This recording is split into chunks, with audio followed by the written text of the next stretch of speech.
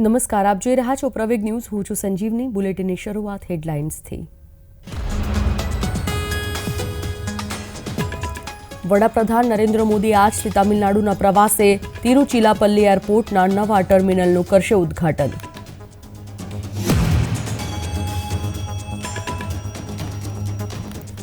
Hit and run કાયદાના વિરોધનો બીજો દિવસ. ટ્રાન્સપોર્ટ સિસ્ટમ ઠપ થતાં ઘણા રાજ્યોમાં જોવા મળી અસર.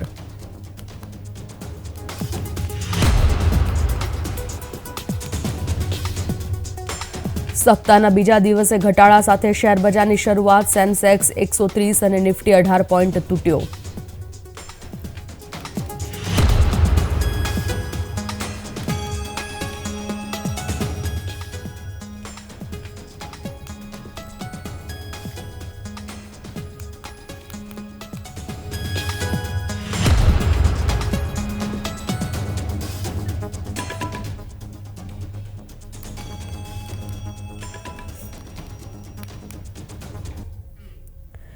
વિસ્તારથી સમાચાર. રાજ્યના ખેડૂતો માટે માઠા સમાચાર આવ્યા છે, જેમાં 7 થી 10 જાન્યુઆરી વચ્ચે માવઠાની શક્યતા છે. અનેક વિસ્તારમાં ઠંડી વચ્ચે માવઠાની શક્યતાઓ છે.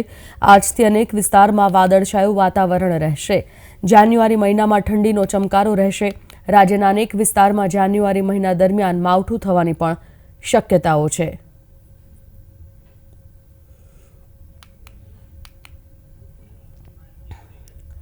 ફોન લાઈન પર સંવાદદાતા માનસી પટેલ જોડાઈ ગયા છે.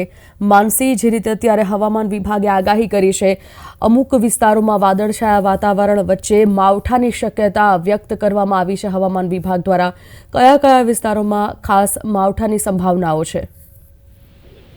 ચોક્કસથી સંજીવની, ખાસ કરીને વાત કરવામાં આવે તો માવઠાની આગાહી હવામાન વિભાગ દ્વારા વ્યક્ત કરવામાં આવી રહી છે. ત્યારે બીજી તરફ જાન્યુઆરીમાં મહત્તમ તાપમાન સામાન્ય કરતા 1 થી 2 ડિગ્રી નીચું રહેવાને લીધે જે ઠંડક છે, શીતલહેરની પણ આગાહી હવામાન વિભાગ દ્વારા વ્યક્ત કરવામાં આવી છે. મહત્વનું છે, 5 જાન્યુઆરી પછી તાપમાનના ઘટાડાના લીધે દિવસે પણ ઠંડીનો અનુભવ થશે. મહત્વનું છે કે પવનની ગતિના કલાકમાં 5 કિમીથી ઓછી હોય તો ઠંડીમાં પણ વધારો થતો હોય છે, પરંતુ મોટે ભાગે પવનની ઝડપ વધુ હોય ત્યારે ચોક્કસથી ઠંડક લાગતી હોય છે. હાલની વાત કરવામાં આવે તો સૌરાષ્ટ્રના દરિયાકાંઠે આવતા કેટલાક વિસ્તારોમાં હવામાન વિભાગ દ્વારા માવઠાની જે આગાહી છે તે વ્યક્ત કરવામાં આવી રહી છે. સાથે સાથે જાન્યુઆરીની વાત કરીશું તો જાન્યુઆરીમાં અમદાવાદ સહિત રાજ્યમાં ઠંડીનો જે ચમકારો છે તે પણ વધી શકે છે અને આ સમયગાળામાં મોટા ભાગના શહેરોનું જે મહત્તમ તાપમાન છે તે સામાન્ય ડિગ્રી કરતાં 1 થી 2 ડિગ્રી નીચું રહી શકે છે, જેના કારણે દિવસે પણ ઠંડકમાં વધારો થવાની જે શક્યતાઓ છે તે હવામાન વિભાગ દ્વારા વ્યક્ત કરવામાં આવી છે. મહત્વનું છે કે અમદાવાદ સહિત કચ્છ, દક્ષિણ ગુજરાત અને સૌરાષ્ટ્ર સહિત ઉત્તર ગુજરાતમાં ઠંડીનો ચમકારો વધી શકે છે અને જાન્યુઆરી મહિના દરમિયાન રાજ્યના ઉત્તર ગુજરાત, મધ્ય ગુજરાત અને કચ્છમાં પણ ઠંડીનો પારો સૌથી વધુ ગગડી શકે છે તેવી આગાહી હવામાન વિભાગ દ્વારા સંજીવની વ્યક્ત કરવામાં આવી છે. જી માનસી, જે પ્રકારે અત્યારે ઠંડીનો પારો ગગડવાની પણ શક્યતા છે, એક તરફ અનેક વિસ્તારોમાં માવઠાની સંભાવના હવામાન વિભાગે વ્યક્ત કરી છે, તેવામાં જે અત્યારે પાકને લઈને નુકસાનીની જે ભીતિ સેવાઈ રહી છે, ખાસ કરીને કયા પાકો પર અસર તેના કારણે થઈ શકે છે? ચોક્કસથી સંજીવની, ખાસ કરીને વાત કરવામાં આવે તો જે રીતે હવામાન વિભાગ દ્વારા કમોસમી માવઠાની આગાહી વ્યક્ત કરવામાં આવી રહી છે, ત્યારે ચોક્કસથી ખેડૂતોને સૌથી વધુ નુકસાન થઈ શકે છે. મહત્વનું છે કે ઘઉંના, ચોખાના સહિતના કેટલાક પાકને નુકસાન થઈ શકે છે. મહત્વનું છે કે જાન્યુઆરી 1 થી 5માં મહીસાગર, પંચમહાલ અને અરવલ્લીમાં માવઠાની શક્યતાઓ હવામાન વિભાગે વ્યક્ત કરવામાં આવી છે. ઉત્તર ગુજરાતના પણ ખેડૂતોને અસર થઈ શકે છે, કારણ કે ઉત્તર ગુજરાતના પણ કેટલાક જિલ્લાઓમાં હવામાન જે છે તે પલટાઈ શકે છે. સાથે સાથે વાત કરીશું તો કચ્છ સહિત બનાસકાંઠા અને સાબરકાંઠામાં પણ વાતાવરણમાં પલટો જોવાની શક્યતાઓ સામે આવી રહી છે. મહત્વનું છે કે 5 જાન્યુઆરી સુધીમાં દેશના 70% ભાગોમાં પલટો આવવાની જે શક્યતાઓ છે તે હવામાન વિભાગ દ્વારા વ્યક્ત કરવામાં આવી છે. મહત્વનું છે કે બંગાળના ઉપસાગરનો ભેજ પૂર્વ રાજસ્થાન સુધી આવવાની શક્યતા છે, જેના જ કારણે પૂર્વ ગુજરાતમાં કમોસમી વરસાદની આગાહી હવામાન વિભાગ દ્વારા વ્યક્ત કરવામાં આવી છે. સંજીવની, જાણકારી માટે ધન્યવાદ માનસી.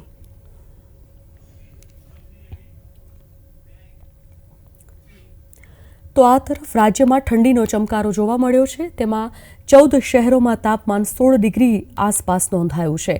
8.8 ડિગ્રી તાપમાન સાથે નલિયા સૌથી ઠંડુ શહેર બન્યું. અમદાવાદમાં તાપમાન 16.2 ડિગ્રી, ગાંધીનગરમાં 13.5, ભુજમાં 12.5 ડિગ્રી તાપમાન, તો કંડલામાં 13.7 ડિગ્રી તાપમાન. આ સાથે અમરેલીમાં 12.9, પોરબંદરમાં 13.7, રાજકોટમાં 12.6 અને સુરેન્દ્રનગરમાં 14.2 ડિગ્રી તાપમાન નોંધાયું છે.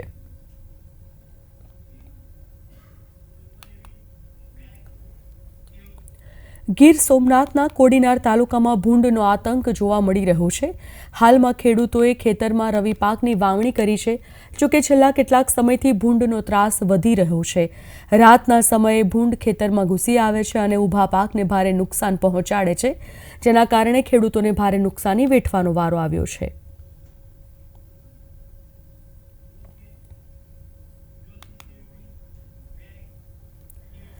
દર વર્ષની જેમ આ વર્ષે પણ 25મી ડિસેમ્બરથી 31મી ડિસેમ્બર સુધી કાંકરિયા કાર્નિવલ યોજવામાં આવ્યો હતો.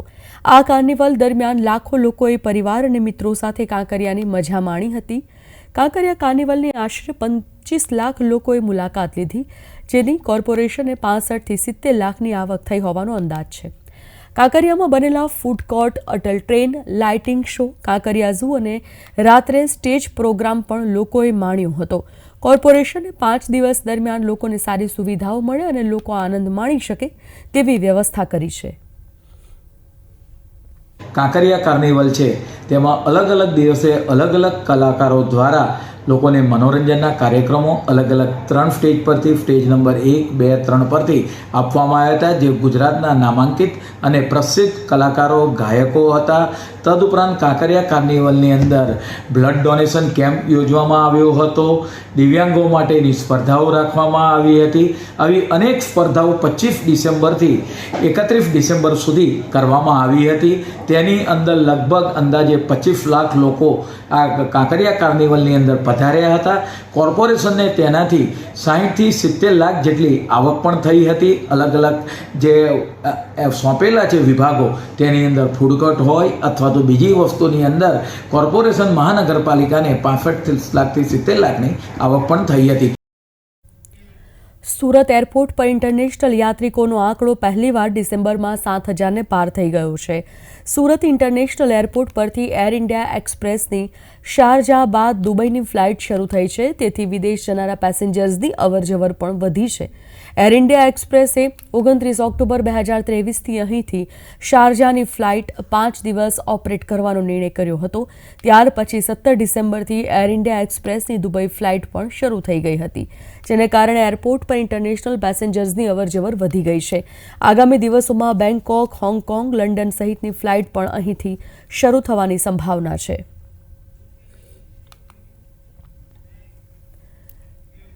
ભારતીય શેરબજાર આજે ઘટાડા સાથે ઓપન થયું હતું. આજના કારોબારમાં સેન્સેક્સ લગભગ 130 પોઈન્ટના ઘટાડા સાથે 72,141 અંક પર ખુલ્યો હતો, જ્યારે એનએસઈનો નિફ્ટી 18 પોઈન્ટના ઘટાડા સાથે 21,723 અંક પર ખુલ્યો હતો. શરૂઆતના ટ્રેડિંગ દરમિયાન સેન્સેક્સના 30 શેરોમાંથી 22માં ઘટાડો જોવાયો. નવા વર્ષના પ્રથમ ટ્રેડિંગ સેશનમાં વિદેશી સંસ્થાકીય રોકાણકારો દ્વારા વેચવાલી જોવા મળી હતી, જ્યારે કે સ્થાનિક સંસ્થાકીય રોકાણકારો તરફથી ખરીદી જોવા મળી હતી. એફઆઈઆઈએ 1 જાન્યુઆરીએ ₹855.80 કરોડનું વેચાણ કર્યું હતું, જ્યારે આ સમયગાળા દરમિયાન ₹410.46 કરોડની ખરીદી જોવા મળી હતી. તમિલનાડુના મુખ્યમંત્રી M.K. સ્ટાલિન નવા એરપોર્ટ ટર્મિનલ બિલ્ડિંગના ઉદ્ઘાટન પહેલા મંગળવારે તિરુચિરાપલ્લી પહોંચ્યા. વડાપ્રધાન નરેન્દ્ર મોદી આ તિરુપિરાચલ્લી ઇન્ટરનેશનલ એરપોર્ટ પર નવા ટર્મિનસ બિલ્ડિંગનું ઉદ્ઘાટન કરવાના છે. રૂપિયા 1100 કરોડથી વધુના ખર્ચે બનેલ આ આંતરરાષ્ટ્રીય ટર્મિનસ બિલ્ડિંગમાં વાર્ષિક 44 લાખથી વધુ મુસાફરોને પીક અવર્સ દરમિયાન લગભગ 3500 મુસાફરોને સેવા આપવાની ક્ષમતા છે.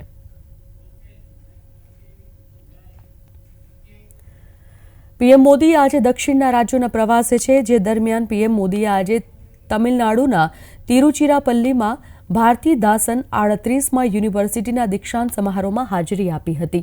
આ પ્રસંગે મુખ્યમંત્રી M.K. સ્ટાલિન પણ હાજર રહ્યા હતા. નોંધનીય છે કે વડાપ્રધાન દક્ષિણના રાજ્યો તમિલનાડુ અને લક્ષદ્વીપના 2 દિવસના પ્રવાસે છે.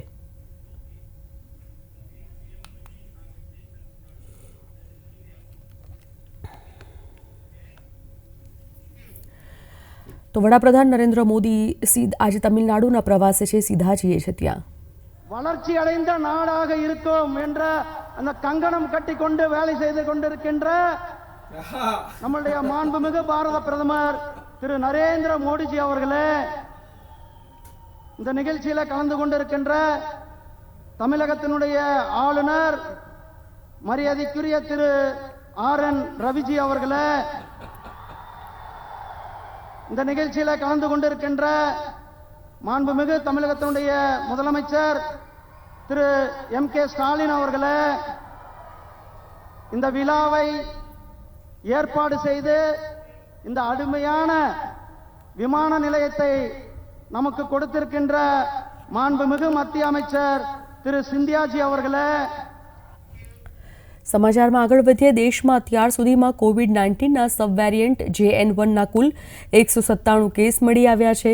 10 રાજ્યો અને કેન્દ્ર શાસિત પ્રદેશોમાં અત્યાર સુધીમાં વાયરસના JN1ની હાજરી જોવા મળી છે.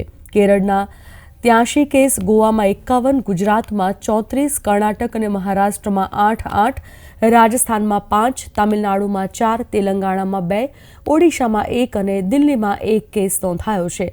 વર્લ્ડ હેલ્થ ઓર્ગેનાઇઝેશને ઝડપથી વધી રહેલા ફેલાવાને જોતા JN1ને અલગ પ્રકાર તરીકે વર્ગીકૃત કર્યો છે.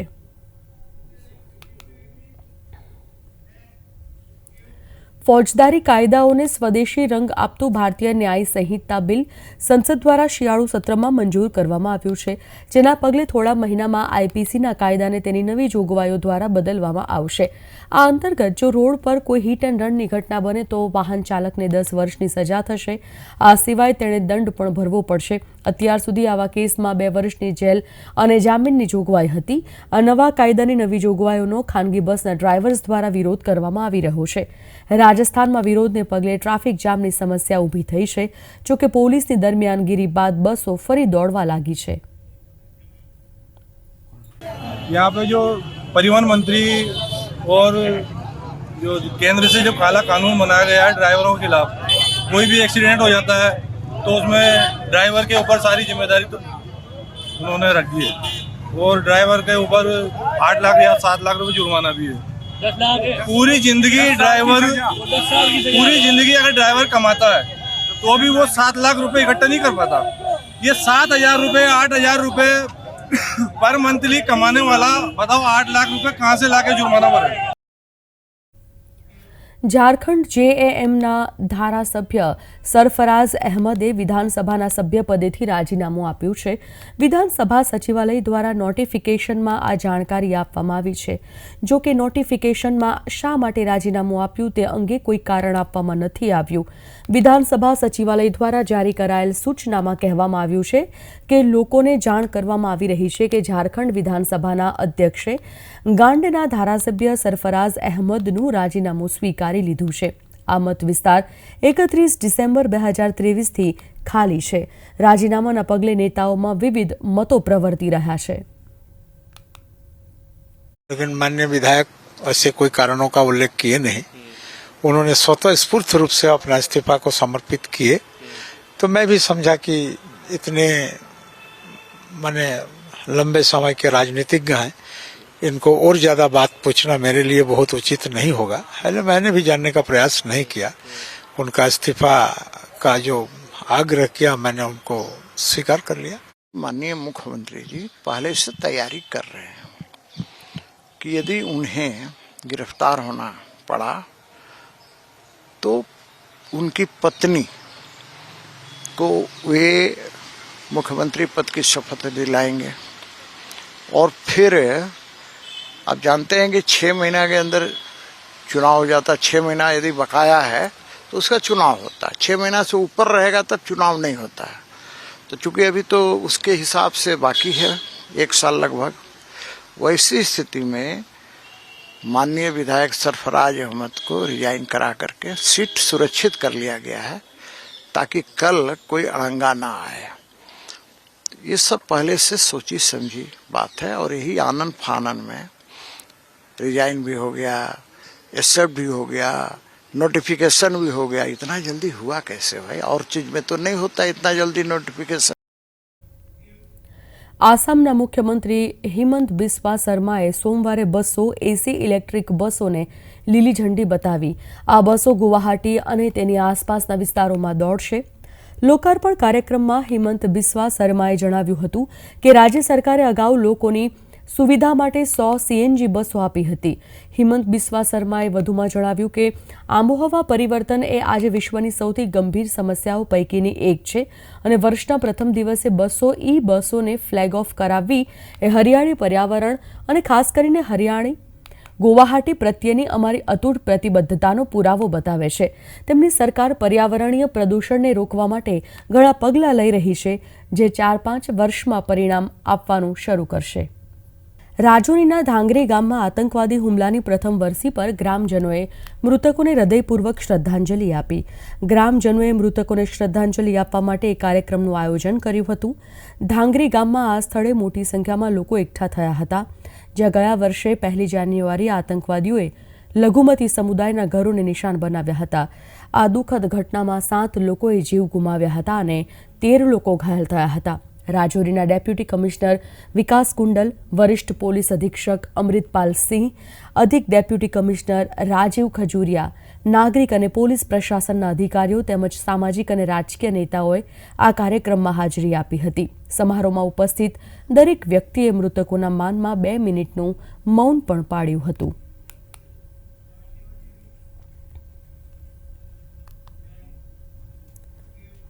ઓડિશા જગન્નાથપુરી મંદિરમાં શ્રદ્ધાળુઓ માટે ડ્રેસ કોડ ફરજિયાત કરવામાં આવ્યો છે।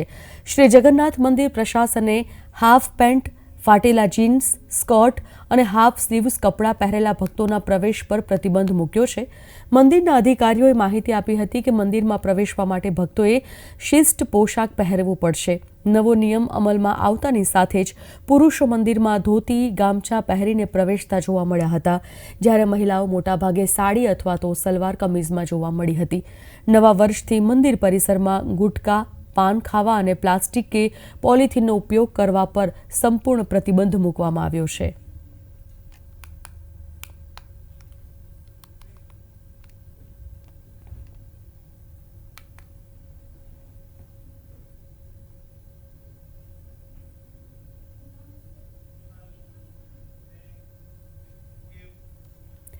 હવે વાત કરીએ રામ મંદિર અયોધ્યાની, તો અયોધ્યાના રામ મંદિર માટે ભગવાન રામની મૂર્તિની પસંદગી સોમવારે કરવામાં આવી છે।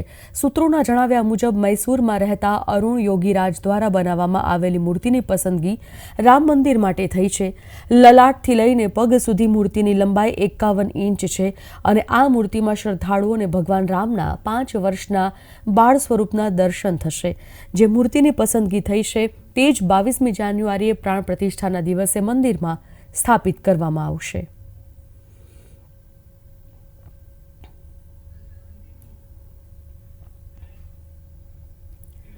ભગવાન રામના નામની ધૂન હવે વારાણસીના કાશી વિશ્વનાથ ધામના પરિસરમાં પણ ગૂંજી રહી છે। આ પહેલા મન કી બાત સંબોધન દરમિયાન પીએમ મોદીએ લોકોને તેમના ઘરમાં રામધૂન વગાડવા વિનંતી કરી હતી, જેથી અયોધ્યામાં રામ મંદિરના અભિષેક સમારોહ પહેલા દિવાળી જેવો માહોલ સર્જી શકાય। જોકે નવા વર્ષના પ્રથમ દિવસથી જ ભક્તો આ મંદિર પરિસરમાં ભગવાન રામના ભજનનો અનુભવ કરી રહ્યા છે।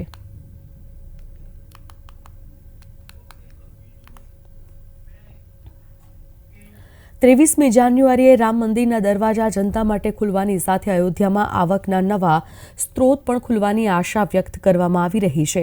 અયોધ્યાના મેયર ગિરીશ ત્રિપાઠીએ જણાવ્યું કે મંદિર ખુલ્યા બાદ દરરોજ 500 કે 1000ને બદલે હવે 2 લાખ લોકો આવવાનો અંદાજ છે. તેમણે કહ્યું કે આનાથી હોસ્પિટાલિટી ઉદ્યોગ ઉપર અન્ય ક્ષેત્રો પર પણ સકારાત્મક અસર પડશે.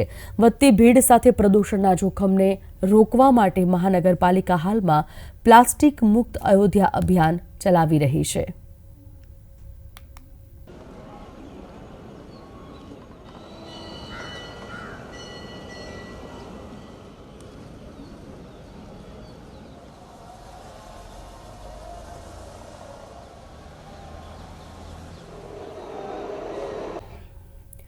અયોધ્યા રામ મંદિરના અભિષેક સમારોહને કારણે શ્રદ્ધાળુઓમાં અનન્ય લાગણી જોવા મળી રહી છે. ત્યારે દિલ્હીથી 2 યુવકો અભિષેક સમારોહમાં હાજરી આપવા માટે પગપાળા અયોધ્યા જઈ રહ્યા છે. પ્રિયાંશુ સાહુ અને સોનુ પટેલે સોમવારથી દિલ્હીથી પોતાની યાત્રા શરૂ કરી છે. તેમણે કહ્યું કે તેમની યાત્રાનો હેતુ માર્ગમાં સનાતન ધર્મનો પ્રચાર કરવાનો છે. પ્રિયાંશુ વ્યવસાય થિયેટર આર્ટિસ્ટ છે, જ્યારે કે સોનુ પટેલે દિલ્હી યુનિવર્સિટીમાંથી હિસ્ટ્રીમાં ગ્રેજ્યુએશન કર્યું છે. इस यात्रा का मकसद ये है कि मेरे मन में था 2 महीने पहले से ये प्लानिंग चल रही थी कि मुझे पैदल ही यात्रा करनी है और लोगों को जागरूकता करना है अपने सनातन धर्म के बारे में. यही है. पहले भी इस तरह की यात्रा हाँ, मैंने लगभग 24 स्टेट इंडिया का घूम चुका हूँ. मैं एक्चुअली मैं ऑल इंडिया ट्रैवलर हूँ. पहले बाय लिफ्ट करता था, अब बाय पैदल जा रहा हूँ. यात्रा 22 दिन में आज है 1 जनवरी और मुझे 22 जनवरी से पहले 21 तक मुझे हर हाल में पहुँचना है. और ये यात्रा मुझे लगता है प्रभु श्री नारायण जी के आशीर्वाद से, राम जी के आशीर्वाद से पूरी होगी. तो आ साथ ज बुलेटिन की समाप्ति. रजा लईश. नमस्कार.